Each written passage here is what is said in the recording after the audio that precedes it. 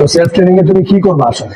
Boxing জিনিসটা হচ্ছে এরকম যে অনেক কিছু থাকে, সেগুলোকে একসাথে মিলায়া বক্সিংটা হয়। সাধারণত দেখা গেছে যে এখন একসাথে কিভাবে মিলবে, তারপরে আবার দেখা গেল যে তুমি একের পর এক শিখে শিখে সামনের দিকে যাচ্ছ, কিন্তু সবসময় সবকিছু মাথায় থাকতেছে না।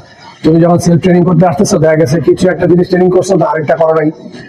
কিন্তু সবগুলো জিনিস কিভাবে সবসময় ট্রেনিং করবা সেই জিনিসটা নিয়ে আলোচনা করবো। আর আরেকটা জিনিস হচ্ছে, যেহেতু প্রথম সপ্তাহে যা করছো সেটা হয়তো ভুলে গেছো, ওই জিনিসটাকে রিভিউ করা। তো সেই ক্ষেত্রে আমরা করছি এই পর্যন্ত ফুটওয়ার্কের বিভিন্ন ধরন এবং সেগুলো কেন করবো সেই জিনিসটা। তারপরে হচ্ছে হেড মুভমেন্ট।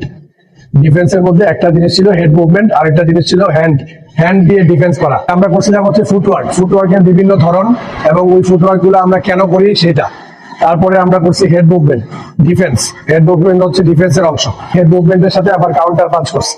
তাহলে হ্যান্ড ডিফেন্স ছিল এক সপ্তাহে, তারপরে ছিল হচ্ছে জ্যাব ভেরিয়েশন এবং কম্বিনেশন পাঞ্চেস। তাহলে ফুটওয়ার্ক, ডিফেন্সের মধ্যে হেড মুভমেন্ট এবং ক্যাচ, তারপরে হচ্ছে জ্যাব ভেরিয়েশন আর কম্বিনেশন পাঞ্চ।